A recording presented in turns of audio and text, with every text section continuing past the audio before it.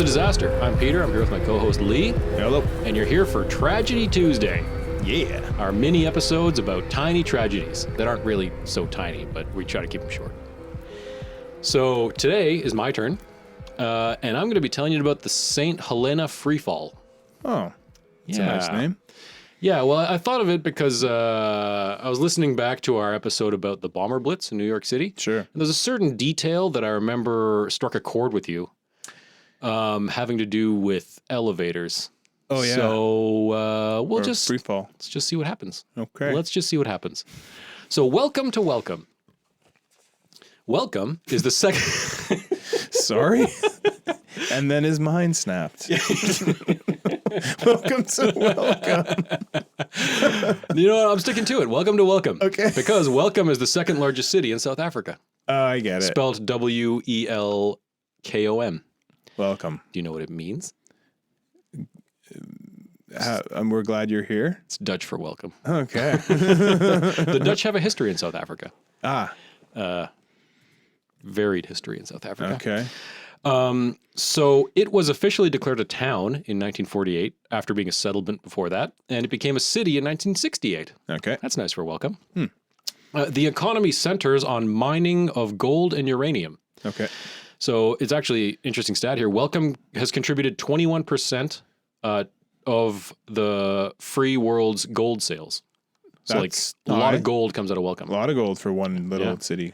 And no one's Welcome heard to of- Welcome. Welcome to Welcome. Where you find your gold. Yeah.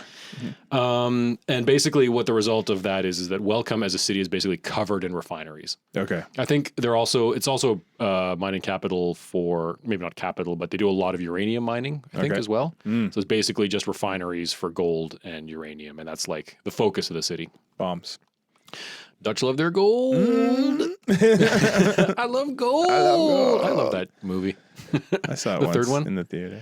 Yeah, I saw it in theaters, and I think none of my friends liked it as much as I did. I was like in tears, Really? laughing that whole time. And I still, not as good as the first Austin Powers. Uh-huh. The second one was I didn't really care for it, but the third one I thought was hilarious. I can barely remember it. So good. Watch it again. I just remember the second one laughing way too much at because I was on a really awkward date. Oh. So it was the movie became the funniest thing in the world. It's You just focus on distracted. anything. Exactly. The movie. How much longer is it? So back to work. As much as the mining companies love gold, that's how much they didn't care about their miners. Oh. So the working conditions for South African gold miners were atrocious. Jeez. And they went on strike for 3 weeks. Okay. But they got some concessions, and we'll talk about what those were later. And thousands of miners returned to work on the 31st of August, 1987. Okay. So now some context, this was in the 80s. All right. So we didn't say this at the beginning, but this is an off-book disaster, as most Tuesdays are. Right. We're not dealing with our great disasters Reader's Digest We're book. doing our own research. Even though it's in that window. Yes. The book goes to 89. This is 1987. Okay, yeah. So this is our Right own at the end. research with a view to eventually, once we run out of stories in the book, We're just we want to be we're good just at copying stuff from Wikipedia. I'll have you know I went to other websites. Cool. Like the There's New York other Times. websites? Yeah. That's how I learn everything. Nice. Don't tell my law professors. Okay. So a group of 52 of these miners arrived at work and stepped into an elevator that would take them down into the mines. All at once? Yeah. Big elevator? Like a Yeah. big service elevator? Yeah. Okay. Yeah. I'm picturing it. So I have some stats here on how deep the mine is, but maybe I'll save that for no particular reason. I just feel like I'll talk about it later. Just information for later. Yeah, not important. But I will give you another unrelated sidebar about methane gas. Okay. So it's an odorless, colorless gas produced by decomposed plant and animal matter underground. Right. Bet you didn't know that. I thought it came from poo. That too. Yeah. I learned that from the X-Files. I Remember that learned it episode, from the Mad Max cockroaches? Beyond Thunderdome. Oh, yeah. Yeah. The cockroach one. That was a good one. So it's found in the cracks and crevices of mines. Okay. And when it's released and combined with air, it forms a highly explosive mixture. Right. Becomes extra deadly in coal mines. This isn't a coal mine, this is a gold mine, but still, just for your information, Right. if you're ever in a coal mine, Check for Methane is an extra problem because in coal mines, coal particles fill the air. And whenever you get heat plus coal particles plus highly explosive gases, that's usually... nuclear bomb. Yeah, if you hear about explosions in coal mines, it's because of methane plus coal particles. Okay. So, as you might have guessed, there's an explosion at the mine. I might have guessed. Remember our 52 miners? I might have known. Yeah. 52 miners. So the 52 miners begin their descent into the mine, and an explosion rocks the elevator shaft. Jeez. Cable snaps. No. You want to know? You want to know how deep that mine shaft was? You will never guess how. Guess how? What we're talking about? Empire State Building, for reference, was around, I think, 350 meters or so, 400 meters. I'm gonna be a true Canadian and be metric about it. So I'll say 1 kilometer. 1.4 kilometers, straight down. So that's for everyone, for Americans. That's just about a mile. Just about a mile. Yeah, Yeah. just short of a mile. Right. That's So far. go, to you know go what, pause down. this podcast, or if you're in a car and you're driving past a mile marker, Right. take note of how long it takes you to get to the next mile marker. Right. And if you're in Canada, Sneak a peek at your OD yeah, just watch, ometer. just to get a feeling of what 1.4 kilometers or a mile is. Yeah. So the cable snaps and they fall the entire 1.4 kilometers. 52 of them. That is enough time to have a conversation. Yeah, About what's happening. They probably didn't. Probably to be not. honest. But And also, this is the first day back to work, so it's kind of a Mondays, you know? Like, anyway, so over 300 miners in the mine. There were over 300 miners in the mine at the time of the explosion, and they escaped by working their way through tunnels leading to other shafts. they were in the mine. They were in the mine. So there's already like 300 that were in there. Wow. So I'm, this is kind of my nightmare fuel. I'm It's not not like, good. I'm not generally claustrophobic, but everyone's a little claustrophobic. I think so, yeah. If you picture having to crawl out of like a dark mine shaft that was just rocked by an explosion. Oh God. And I'm when I think about these like tunnels leading to other shafts, I'm thinking like maybe shoulder width, like kind of terrifying. Yeah. And maybe getting smaller. Yeah. Like, yeah. how do you know you're not coming to a dead end? Yeah. And it's just like what always kind of like gives me the heebie-jeebies about thinking about these kinds of shafts is that like if you're stuck like in a narrow drywall hall, like a general hallway made out of drywall, there's some give on either side, like you Right. can push and like you can Yeah, feel that like if worse comes to worse, I can like punch my way through this. When it's like a shaft cut in rock 1.4 kilometers under the ground, it's like there's no give here. Like this is what you got to work with. No. There's no give with nature. Yeah. You shouldn't be there, really. No. So No, nature's like, it's my gold. So you deal with the I made situation. it. You want it? Come get it. Exactly. I wouldn't recommend it though. No. So crawling through a dark, dusty, post-explosion tunnel 1.4 kilometers underground would freak me all the way out. Yeah. So in total, there were 62 dead, Okay. 52 in the elevator, Sure. and another 10 that weren't on board. So all told, like not a catastrophic death toll. 52 is a lot of people. So not to belittle it, but there No. were 300 people that made it out that were in the mine. Right. So Could have been a lot worse. could have been worse. But obviously horrible. Yeah. Yeah. And good Lord, what a way to go. Yeah. That And- sucks. Well, here's the other thing. The news articles, I read a couple news clippings from the time. They refer to the people on the elevator as missing for a while because like they confirmed 10 dead and then like we don't know what happened to the 52 other people. Right. Which kind of leads to the fact like I wonder how long that was missing because I don't really want to think about this, but what is left after a 1.4 kilometer drop? Yeah. Not much that's identified. So I wonder if like missing was what the tag was for a long time. I think you're onto something there, Pete. Yeah, yeah. Yep. So that's like terrifying. If we were talking about because the reason that this disaster came to mind is because we were talking about I forget her name now, Betty, the elevator operator at the Empire State Building, Betty. where the cable snapped. She Yep. fell all the way to the basement, and when we thought like, wow, that 300 meters from the 76th story, that's a long fall. Right. Not. Yeah. Oh, 4 times that. yeah. So Oh, that is terrifying. just some other statistics that I came across while doing this research. Okay. I have it here under the heading "Don't Mine in South Africa."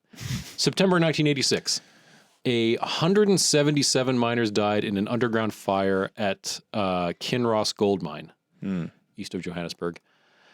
Fire underground is also kind of terrifying. That's right up there with fire in space for me, because there's nowhere to go. Nowhere Like to we're go. talking about the rock, there's no give. Right. Like there's no escape. Yeah, you're cooked.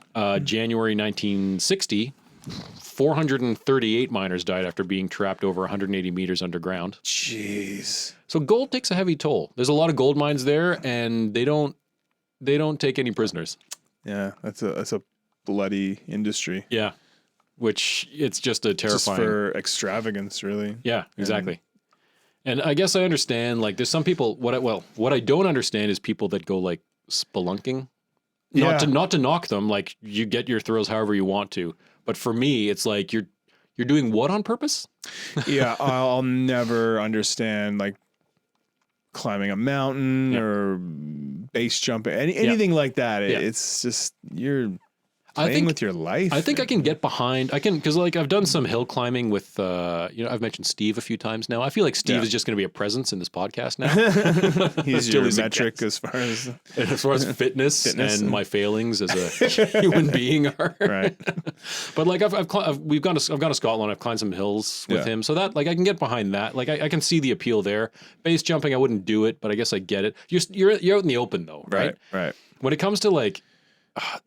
Here's like the pinnacle of my nightmare fuel, is cave diving, like underwater swimming through like tight narrow caves. I was gonna bring that up. It's like that is just why.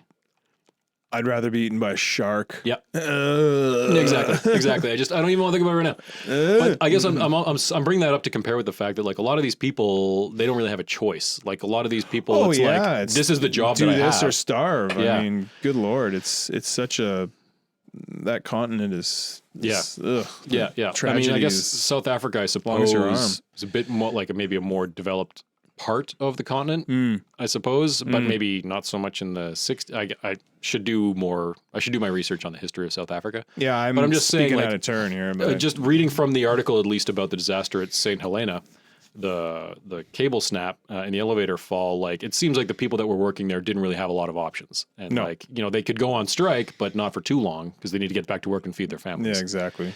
So it was more of a gesture than anything, I'm sure. Yeah, exactly. Yeah. So just as a little bit of an epilogue, among the disputed issues during the strike at the St. Helena mine, hazardous work pay and death benefits for families of miners killed in accidents. And they thankfully got that concession, and they increased death benefits in the new contract they signed before this happened. Well, so silver lining. I know it's like you're hesitant to say silver lining, but yeah, it's at least there was that. Yeah. But 1.4 kilometers straight to the bottom. So no. That's a tragedy. Yeah, it's a tragedy Tuesday. It's a horrific tragedy. So I got some music to go along with that. Sure. Have you heard of a band called Author and Punisher? I have. You have? Yep. Sweet. Yeah. A buddy of mine recently recommended them to me. Okay. So it's a guy. Will you explain it? No, you explain it. It's one guy, isn't it? You probably know more than I do. I don't know much, but I think it's a guy with machines. Yeah, that sounds right. Right. Yeah. That's all I know. Yeah. And I've heard a song or two. Yeah. It's pretty cool. Yeah. So that's a friend of mine sent me the album Women and Children, and I picked the song Women and Children. Okay. It's kind of like doom, drone metal, sort of. That's how they describe themselves. It's strange. Yeah, and I picked this. I think my plan with these Tragedy Tuesdays is to kind of like the musical choices in the main disasters. They're more kind of they're thought out and inspired by the disaster. For these ones, I'm kind of gonna pick what I'm listening to, like with the latest music that I found. Okay. But it kind of worked out because this one I find fits the track does because it's kind of like a slow, gradual climb. No. But it's like there's a slow build in the track, right? Like increasing distortion, and you kind of get a sinking feeling as it builds to the actual meat of the track.